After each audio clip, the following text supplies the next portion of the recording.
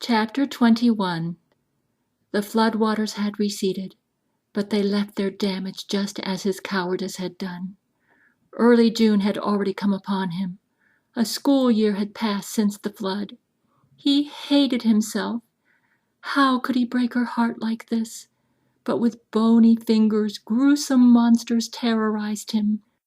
Brianna went on a singing tour in California. Buford High's principal told him. Why didn't she tell him about this? A bad sign. If he lost her, he couldn't go on. Some way, somehow, he had to convince her that he had the manliness to claim her. Never could he find a woman like her. Thoughts of life without her brought desolation to his soul. She had become a part of him.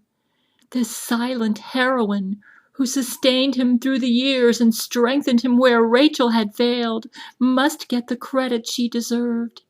Before his synagogue, he could justify her. She'd left Houston to go on this singing tour without a word to him. Her next stop, the Redwoods. Spring waned and summer beckoned. Did he wait too long to claim her? Had he lost her forever? Eva stayed with Danielle. In California, he rented a car to the Redwoods and drove it to the campsite where Brianna would appear. Ferns burst from the sandy ground around fallen trunks and in profusion over the ground. Dor sat on a log and marveled at the rugged trees that towered to the sky. He could walk to the campground from here.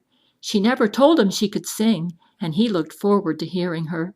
He heard she had a nice voice. The climate change and the cool Pacific breezes shocked his system. Quite different from Houston. He shivered underneath his jacket. His pulse raced. He headed to her campground. Instruments sat on a wooden stage. An audience of at least 100 gathered. His heart raced and fluttered. She waved her hands and everyone cheered. Hello, hello! I teach at a high school in Houston, Texas called Buford High.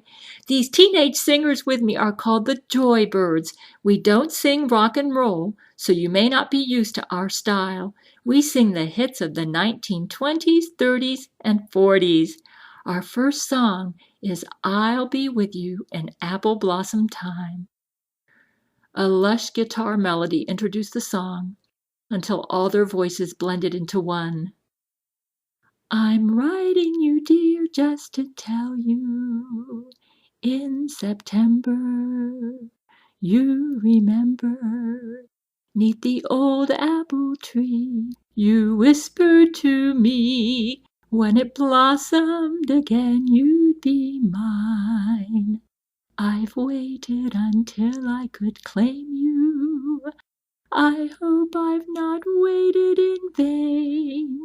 For when it's spring in the valley, I'm coming, my sweetheart, again. I'll be with you in apple blossom time. I'll be with you to change your name to mine. One day in May, I'll come and say, happy the bride the sun shines on today. What a wonderful wedding there will be.